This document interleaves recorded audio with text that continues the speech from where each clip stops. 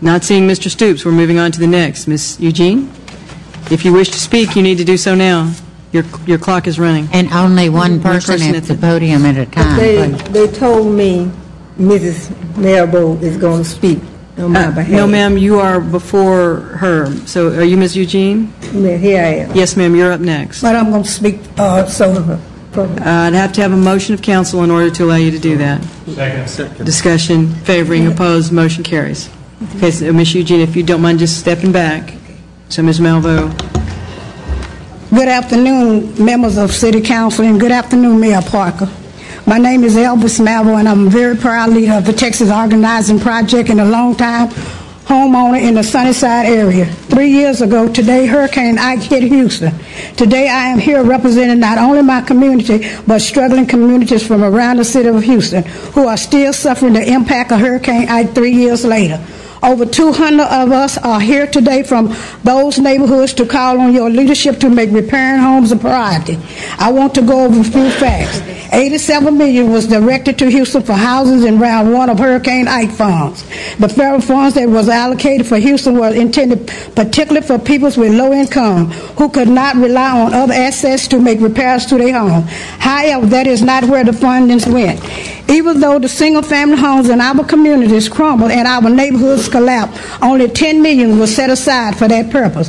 That is only enough to repair 242 homes. To date, only 24 homes has gotten worked on. The work is substandard. As shown in yesterday's Chronicle, the first home didn't even have installation installed. This plan is unacceptable to us.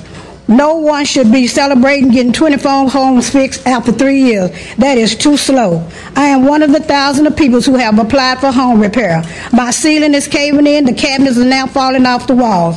I have been given the runaround since the beginning, bringing copies of documents back and forth to the housing office on Sawyer, waiting for people to answer my phone calls, getting mixed messages from home inspectors. They've been to my house saying I would get repairs, but I don't see that happening anytime soon. Last thing they told me I was needed $1,600 in escrow to cover potential duplication of benefits. So I borrowed the money and it's in the account. And still nothing from the housing department. Mayor Parker, I've been in meeting with you multiple times. We have been in meeting with your housing director, James Noteware, and his staff many times. We met with assistant secretaries of HUB and officials from the state agency of administration of funds. We've been over backwards to do our part, even hosting our own workshop at a church in my neighborhood to make sure people like me got answers to our questions. But we are at the point now that we are no longer willing to wait. All we hear is finger pointing and excuses. People in your administration have said, trust us, we're going to do the best we can. People like me just need to be patient. How can we trust them when even with millions of dollars, barely 24 homes has been worked on? Your staff has said it's not the city's fault, it's the state's holding up the process. Really? Was it the state's fault when Houston had to pay back $15 million to HUD in 2008 for botching up more home repair program? No, that was Houston's fault. It'd be one thing if the city has a great track record for fixing single family homes, but we don't. This housing department has been ridden with problems for decades. Thank you.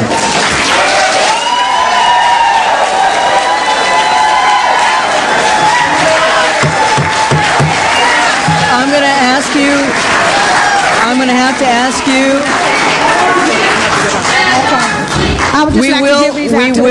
We will clear the chamber if there is another outburst. It is against the rules of council to have public demonstrations. Hang on a second.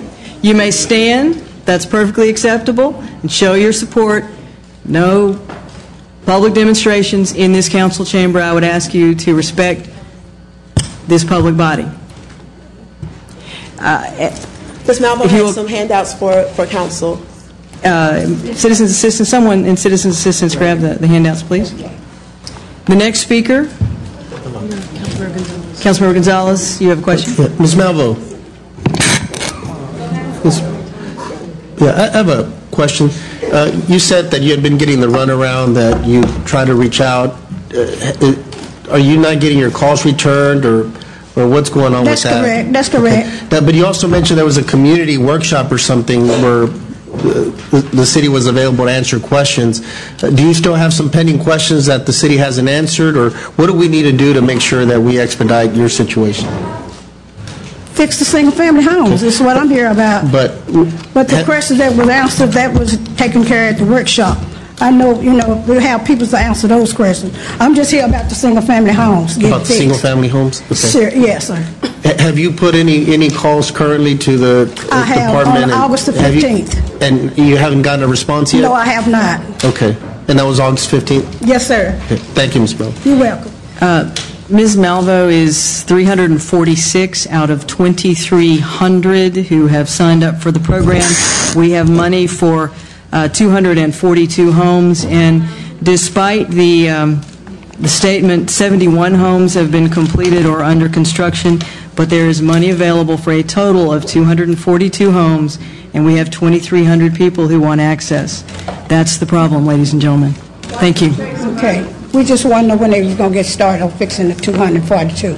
71 of the 242 homes are completed or under construction as of today's date. No other speakers in the queue. If you'll call the next speaker, please. Could we get a list of who's been completed? Okay. Mr. Councilmember Rodriguez, you have a question? Yes, thank you, Mayor. Ms. Falbo, did you need to say something to finish up your statement? Okay, do you want to, just 30 seconds? No, I'm sorry, Ms. Malvo. I'm asking for Ms. Malvo. Start on fixing the remaining of 242 homes. When will they start on? Because they told me... Ma'am, you've been misinformed. 71 homes are either completed or are under construction. That information is publicly available. If someone wants to have that, I make sure that you have it before you leave today, the 71 out of the 242. Okay, but I came here and signed papers to get my home fixed. I also gave them, they said I needed $1,600 for duplication of benefits, and I had to get that money before. If I didn't, they was going to put me in the second round, which I borrowed money from my family to get the home fixed. And they told me around about August the 15th, they would call me and let me know, and I've been waiting, and I called them. So when I talked to someone down there, they told me that. That's unacceptable that they told you that they would call you back? Yes, they did. Have not do and that? When I called them, yes. I'll make sure that the Housing Department follows up with you, but one of the problems, as was discussed in the public meeting that I attended and has been discussed multiple times, out of the 2,300 people who want access to this program, only a third of the people who are applying actually qualify because they receive money from other sources. We have strict state requirements that we are trying to follow through. My understanding for your... Okay, can I finish then, Mayor Parker? I've already been qualified, and they were supposed to let me know the date. And I've acknowledged that if they said they were going to call you, they should call you. Councilmember Rodriguez, did you have any other... No, Mayor, I just wanted to get Ms. Malvo's last question in, and I appreciated your answer. And so, and just one more question, Mayor. Is there somebody on your staff that's following and working directly with Ms. Malvo? Do yes, you have somebody? The Housing Department is responsible for that, and I think Mr. Eichenbaum is here in the back. Mm-hmm. Okay, thank you, Mayor. Oh, I'm sorry. Right here. And he can follow up with her before she leaves. Thank you, Mr. Porras, for coming down. Thank you. Okay, Ms. Lois Eugene. Ms. Eugene, do you want to speak now?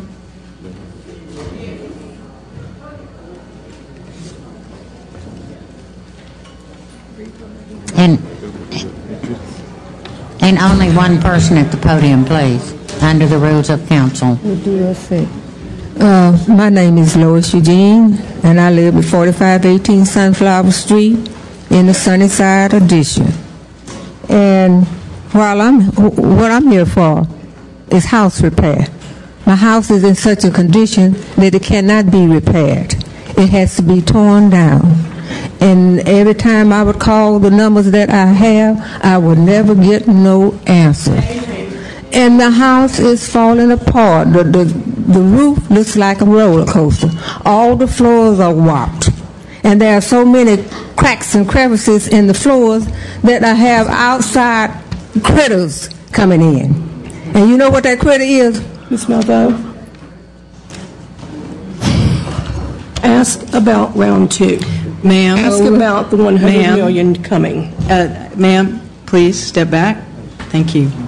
Say in a few weeks, a decision will be made about the additional 100 million around to hurricane recovery funds stated to Houston. It clears that round one has been a mess, and barely anyone has gotten help, and which I can account for that. So how can in the world is this city supposed to manage round two? Is it going to take another 3 years to even start spending that money too? And I thank you. Ms. Eugene, I'm sure you're aware that there's a waiting list of 91 Tier 3 applications. You do qualify for that, but there's a waiting list. We have the funds for 12 houses a year, and we have a waiting list of 91. I think it's unfortunate that false expectations have been raised about the ability of this program to provide a significant number of single-family home repairs. But your situation is noted, and I appreciate you coming down. Okay, may I say something? Ma'am? I'm sorry. Did you, ma'am? I'm sorry. Thank you for coming. You. Okay, Mr. William Bell. Mr. William Bell. Please, please.